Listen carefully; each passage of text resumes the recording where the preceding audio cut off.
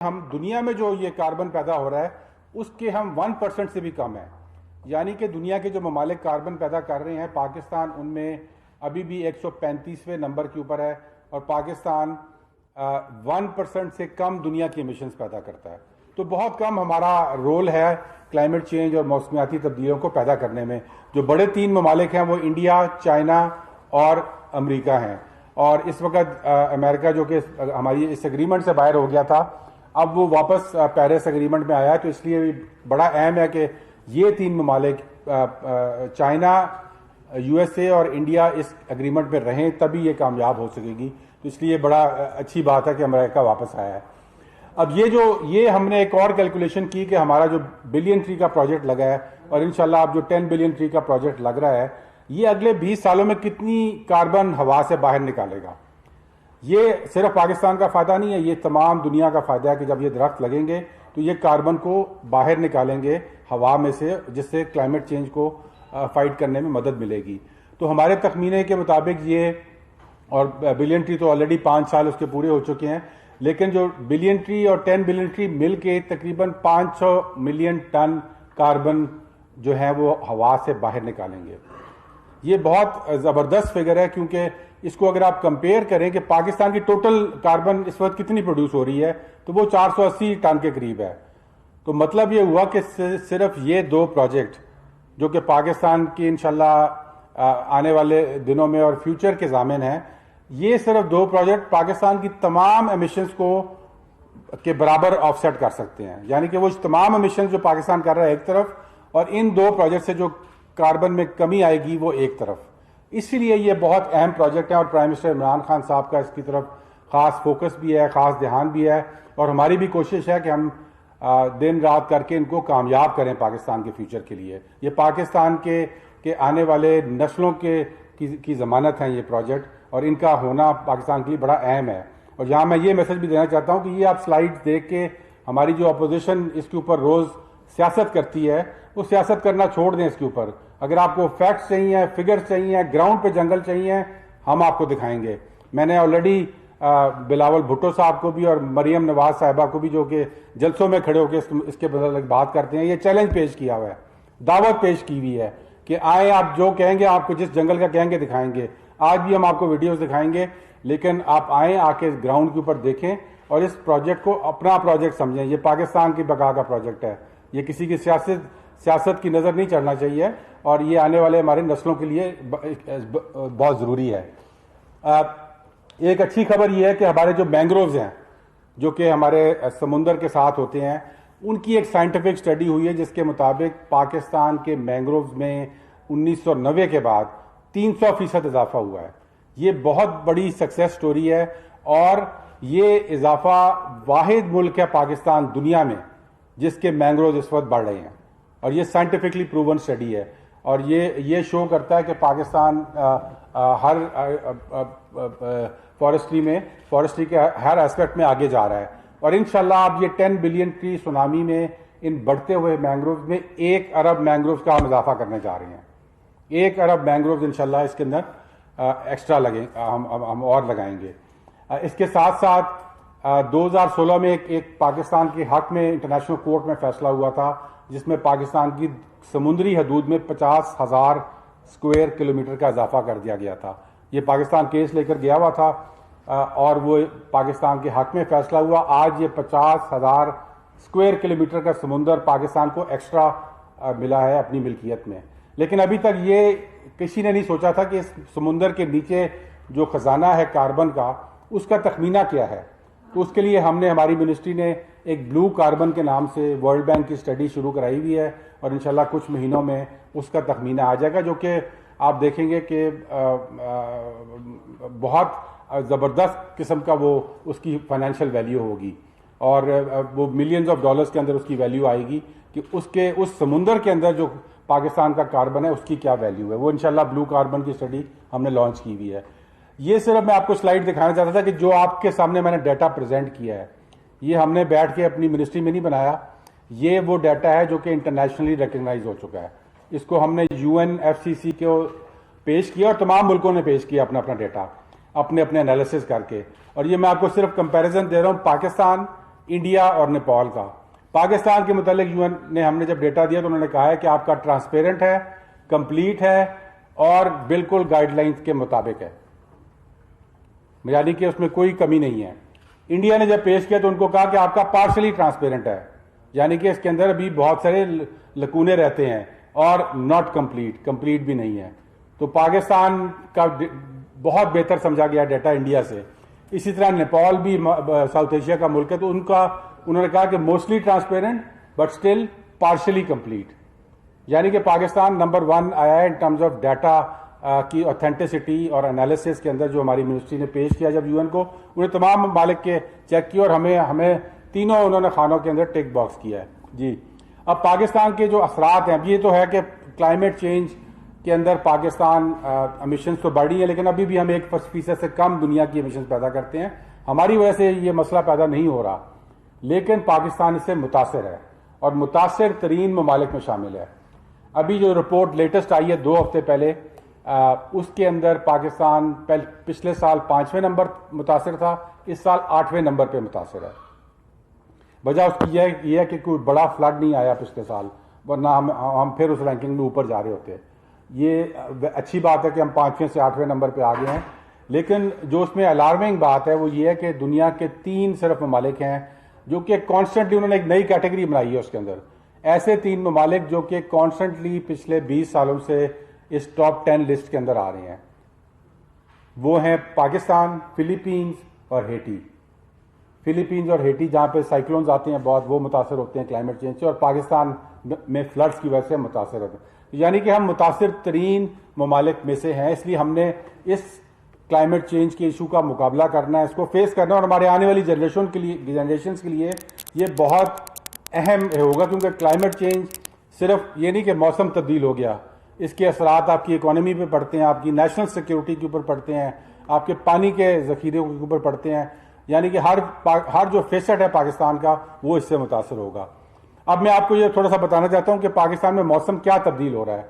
ये तो हम सब फील करते हैं कि गर्मियाँ बढ़ रही हैं, सर्दियाँ कम हो गई हैं, सर्दी कम होती है, लेकिन हमने इसको साइंटिफिकली स्टडी किया तो पता ये लगा है कि पाकिस्तान में जो एवरेज टेम्परेचर है वो 1 डिग्री ज़्यादा बढ़ गया है। और ये 1 डिग्री कहने में बहुत थोड़ा लगता है, लेकिन 1 डिग्री बढ़ने का मतलब होता है कि इसके बहुत सारे असरात होते हैं आपकी एग्रीकल्चर पे, आपकी इकोनॉमी के ऊपर, और इसका एक बड़ा अहम असर पड़ता है।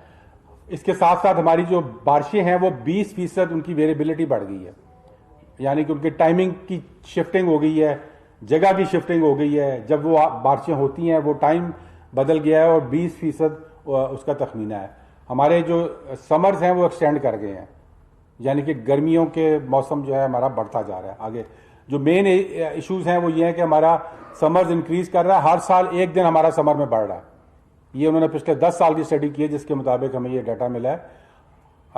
एक और जो बड़ा अहम इशू हो रहा है जो आपने कराची में देखा इस साल, वो अर्बन फ्लडिंग का है, यानी कि शहरों के अंदर हमारे सैलाब आना शुरू हो गए। सिर्फ शहर के अंदर सैलाब आता है। वजह उसकी क्या है कि हमने शहरों को कंक्रीट के जंगल बना दिया है, दरख्त खत्म कर दिए हैं वहां से। लाहौर सिर्फ शहर के अंदर 70% दरख्त पिछली हुकूमत ने खत्म किए हैं, 70% उसकी ग्रीनरी को खत्म किया है। कराची के अंदर भी जो आपकी फ्लडिंग है, आपकी जो कंक्रीटाइजेशन है, उसकी वजह से एक होता है हीट आइलैंड इफेक्ट, यानी वो जो शहर होता है वो एक हीट आइलैंड बन जाता है। जब उसमें गर्मी कंक्रीट की वजह से ज्यादा होती है तो आसपास का जो ह्यूमिडिटी होती है उसको खींचता है अपनी तरफ, मॉइस्चर को खींचता है, और जब वो खींचता है और वो ऊपर जाता है मॉइस्चर, तो वो फिर उसी शहर के ऊपर बरस पड़ता है। तो ये फिनोमेना देखने में आ रहा है, और इसका वाहिद हल ये है कि हम दरख्त लगाएं और दरख्त अपने शहरों में ज्यादा से ज्यादा लगाएं। इसीलिए इस साल इंशाल्लाह हमारी जो स्प्रिंग प्लांटेशन कैंपेन अब शुरू होने वाली है 1-2 दिन में, उसका हमारा फोकस है अर्बन प्लांटेशन के ऊपर। तो ये एक बहुत अहम नुक्ता है जो कि हमारी स्टडी में सामने आया है। इसके साथ साथ जो आपने भी अतार खान भारत में देखा, कल परसों बहुत बड़ा हादसा हुआ है, वहां पर ग्लेशियर फटा है और उसने आगे 2 डैम्स को जाके मुतासिर किया है। इसी तरह की लेक्स पाकिस्तान के अंदर भी बन रही हैं, हम उसको मॉनिटर कर रहे हैं और अर्ली वार्निंग सिस्टम्स उसके अंदर लगा रहे हैं, लेकिन ये लेक्स बढ़ती जा रही हैं। 2015 में ये 30 लेक्स थी और अभी अनऑफिशियली जो हमने चेक किया ये 150 लेक्स हो चुकी हैं इस तरह की। 30 से 150 सिर्फ 3 साल में बढ़ना हमारे लिए एक बहुत अलार्मिंग चीज़ है और उसकी हमें ख़ास ख्याल रखना पड़ेगा कि इनका हमने कैसे मुकाबला करना है।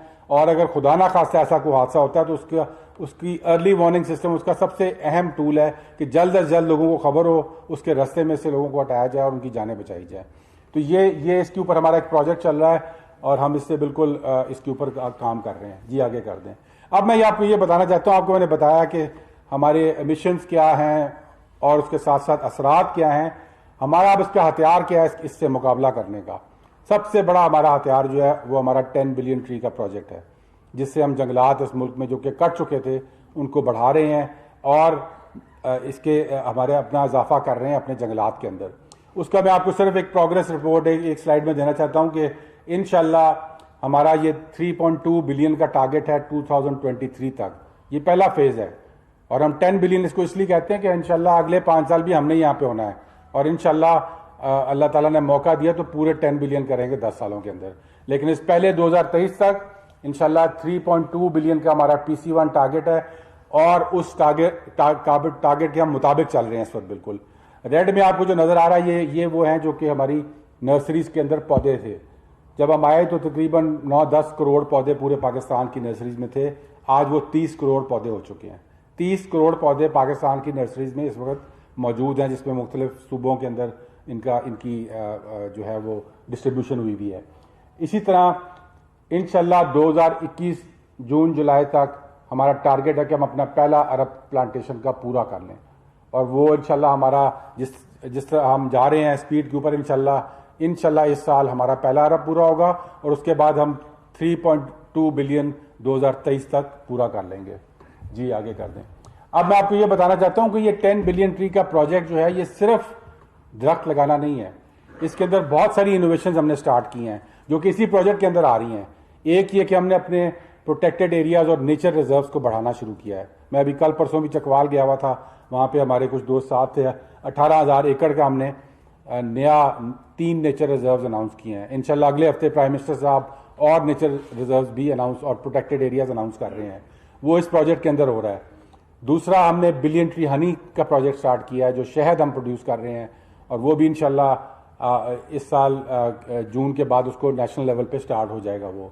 फिर ऑलिव ट्री सुनामी है जो कि हम इंशाल्लाह इस सीजन से स्टार्ट कर रहे हैं, क्योंकि हमारे मुल्क में ऐसे जंगलात हैं जहां पर जंगली जैतून होता है और उसकी ग्राफ्टिंग करके हम हजारों लाखों ऑलिव ट्री पैदा कर सकते हैं 2 साल के अंदर। तो ये इंशाल्लाह ये बहुत जल्दी प्रोजेक्ट स्टार्ट हो रहा है। और उसके साथ साथ ये हमारा जो वाइल्ड लाइफ कंजर्वेशन सेंटर है जो कि इस्लामाबाद जू पहले होता था वो भी इसी बिलियन ट्री प्रोजेक्ट के तहत ही बनाया जा रहा है। तो बहुत सारे इसके फेसेट्स हैं।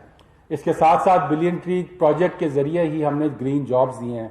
कोविड के ज़माने में 85,000 जॉब्स लोगों को दी गई जिन्होंने दरख्त लगाए, जंगलात को बचाया और जंगलात में उन्होंने ये जो जंगल में आग लगती थी उस ज़माने में तो फायर फाइटिंग के लिए उनको जो डेली वेजेस की जॉब दी और 85,000 जॉब दी गई थी। अब मैं फाइनली आपको ये बताना चाहता हूँ कि ये बड़ा क्वेश्चन होता है कि इसकी मॉनिटरिंग कैसे होती है, ट्रांसपेरेंसी कैसे है। इसकी 3 लेवल की मॉनिटरिंग है। पहली प्रोविंस खुद करता है जिसको फेडरल गवर्नमेंट चेक करती है।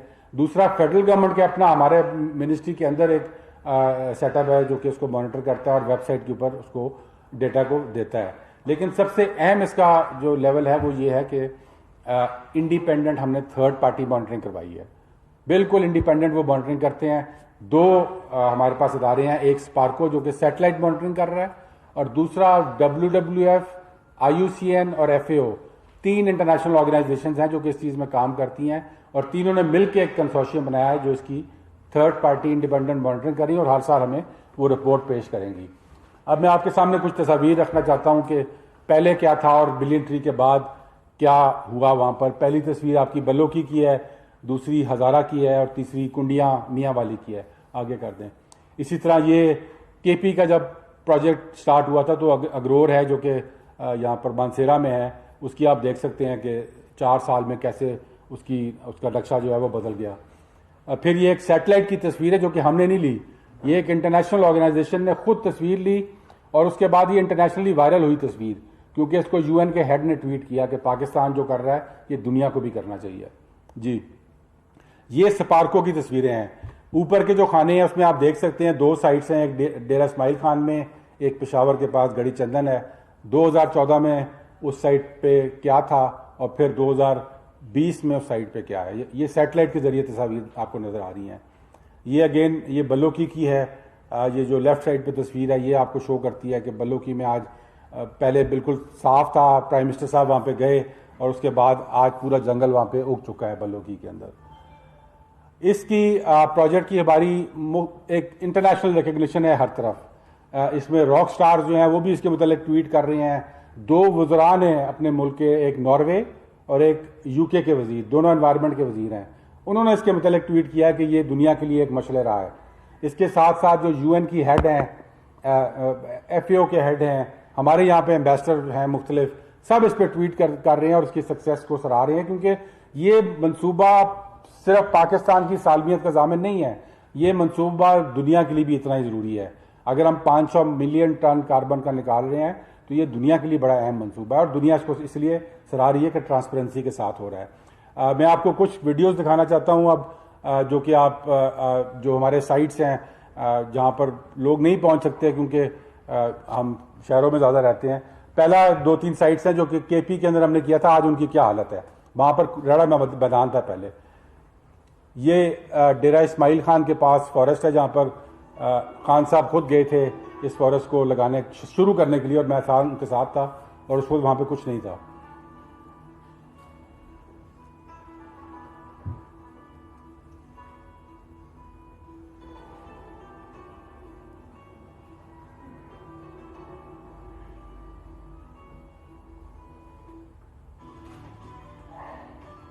इसी तरह ये भी डेरा इस्माइल खान में ब्लॉक प्लांटेशन की गई थी। ये भी आप आसपास का एरिया देख सकते हैं कि बिल्कुल रड़ा मैदान है और ये बीच में फॉरेस्ट लगा है उसके।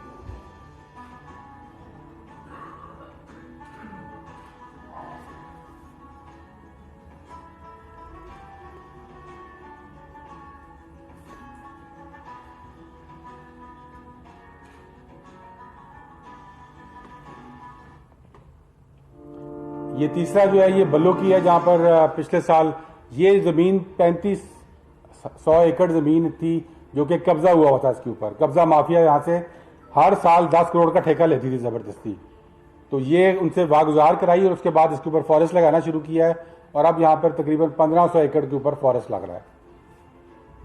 ये जो पिछले साल फॉरेस्ट लगाया गया था अब उसकी ये हालत है जो आपके सामने आ रही है। 3500 एकड़।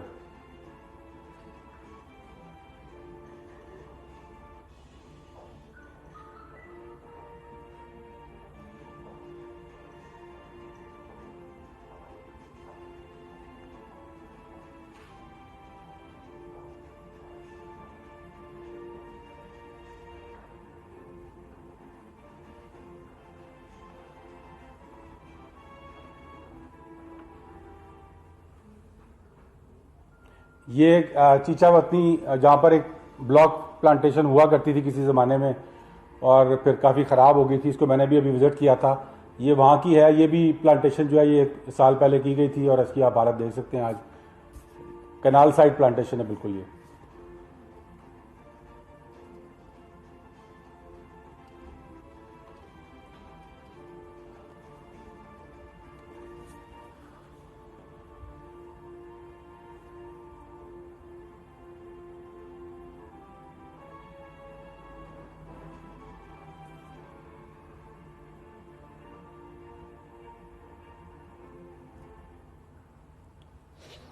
दो 2015 से 18 के आदाद-ओ-शुमार और मौजूदा सूरत हाल में बहुत फ़र्क है। जंगलात के कटाव में मजमूई तौर पर नुमायां कमी आई है। मौसमियाती तब्दीलियों के हवाले से अगर बात की जाए तो इसमें वकूअ पज़ीर होने वाली तब्दीलियों में ज़्यादा जो किरदार है वो बड़े ममालिक जैसे कि अमरीका, चीन और भारत का है। पाकिस्तान के मैंग्रोव्स में 300% इजाफा हुआ है जो पाकिस्तान के लिए बहुत खुश आइंद है और ये एक नुमाया खबर है और मुस्तकबिल में इसमें मज़ीद इजाफा होगा। दरख्तों की तादाद में इजाफे से माहौल बराह रास्त बेहतर होता है। की सालमियत का ज़ामिन है इंशाल्लाह।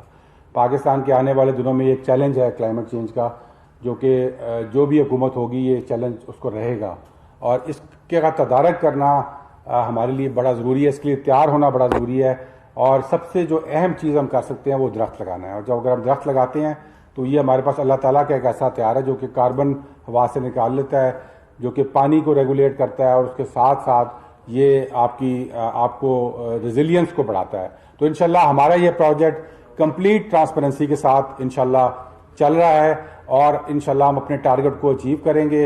और आखिर में मैं फिर अपोजिशन को कहना चाहता हूं कि खुदारा इसके ऊपर सियासत करना बंद कर दें।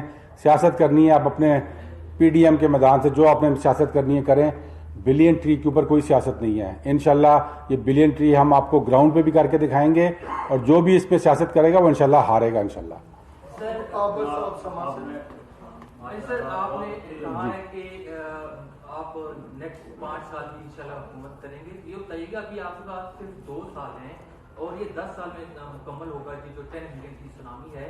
अगर आपकी हुकूमत आइंदा नहीं आती तो इस प्रोजेक्ट का क्या होगा और आपके पास कौन से सोर्सेज हैं जिसकी वजह से आपने कहा है कि आप इंशाल्लाह नेक्स्ट 5 साल भी हुकूमत करेंगे? देखिए जी, मेरे पास अपना ईमान है और मैं अपने ईमान से कह रहा हूं कि हमारी हुकूमत जो पाकिस्तान के लिए कर रही है पहले किसी ने नहीं किया। इस चीज़ों का सोचा भी नहीं था किसी ने। तो हमने जब एक विजन दिया है पाकिस्तान को तो अल्लाह ताला इंशाल्लाह मौका देगा उस विजन को पूरा करने का।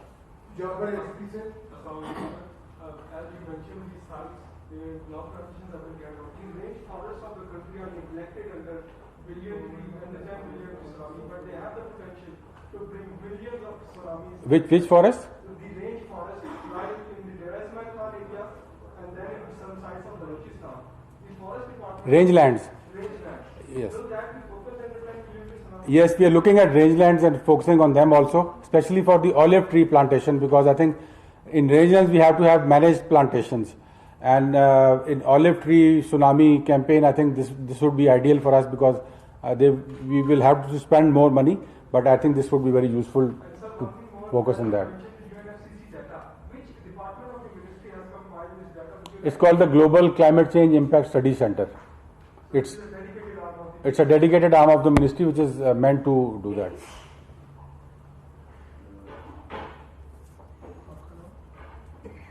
Sir, मेरा क्वेश्चन ये है कि एक तरफ तो हम बिलियन ट्री का मुसूबा लगा रहे हैं और दूसरी तरफ हम मॉडर्न विलेज बना रहे हैं, तो इस वजह से यहाँ पे दरख्त कटेंगे। क्या बना रहे हैं? Modern village. अली अवान साहब ने मुसूबा बनाया कि हम बारागांव में, छत्तर में और मॉडर्न विलेज। जी, मॉडर्न विलेज का मतलब ये नहीं कि दरख्त काट देंगे सारे जाके, उन्होंने ऐसी जगह उन्होंने नहीं काटने देंगे उनको इंशाल्लाह। आप फिक्र ना करें, हम इधर ही हैं। नहीं, ऐसी कोई बात नहीं। वो जो भी करना चाहेंगे उसका EIA होगा और अगर दरख्त होंगे तो नहीं काटने देंगे इंशाल्लाह।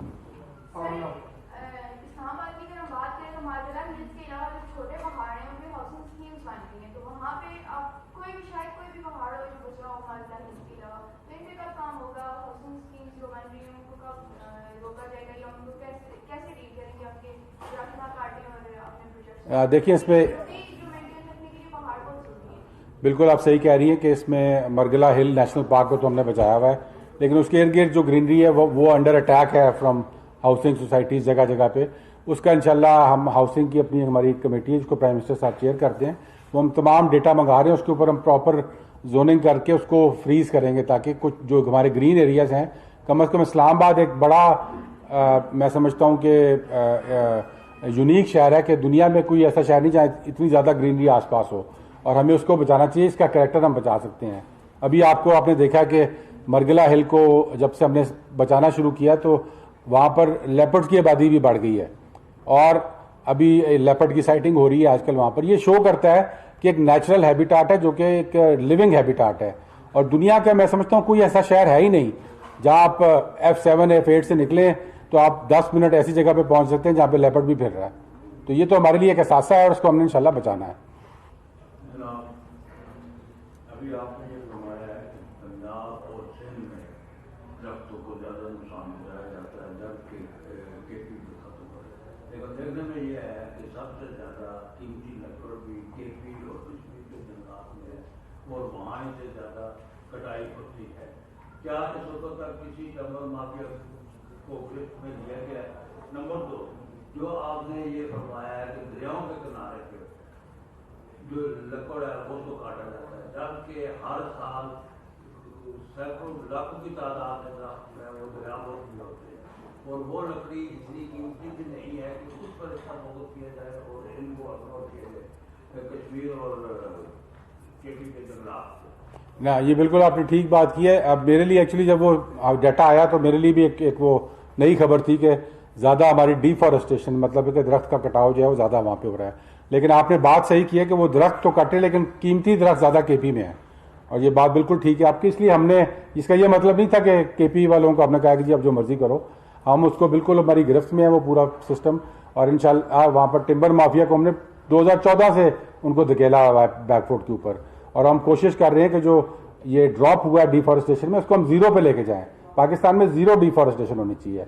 अभी भी 8000 एकड़ हेक्टर हर साल कटते हैं, उसको हम कम करना चाहते हैं, और इंशाल्लाह वो कम तभी होगा जब हर तरफ बराबर की गिरफ्त होगी।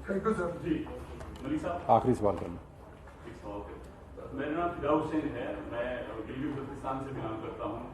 एक तो मैं आपसे ये जानना चाहता था, अभी आपने जो 35,000 एकड़ जमीन मुआवजा कराने की बात की, ये कौन से सूबे में हुआ है ये बता दीजिए। दूसरा, आपने दरख्तों के हवाले से बात की, यहाँ पे हमारी कोलीग ने भी सवाल उठाया पुराने दरख्त काटे जाना। अभी गिलगित में एक दरख्त काटा गया है, तकरीबन कोई 200-300 साल पुराना वो दरख्त का जंग है, उसके बारे में क्या है। दूसरा, जो नेशनल पार्क बनाने के लिए आपकी तरफ से, सूबाई हुकूमत की तरफ से जो नोटिफिकेशन आया है, तो उस पर बहुत ज्यादा रेजिस्टेंस देखने को मिल रही है। क्या उनको किस तरीके से हल करेंगे, क्योंकि कहा यह जा रहा है कि आइन में हर सूबा 2 से 3% से ज्यादा जमीन नहीं दे सकते, जबकि गिलगित बल्तिस्तान में इस वक्त ऑलरेडी बहुत सारी जमीनों को नेशनल पार्क नहीं, एक तो आप, क्या ये आइन की खिलाफवर्जी नहीं है? आपने जो आइन की बात की है बिल्कुल गलत है। कोई आइन में ऐसा शिक नहीं है।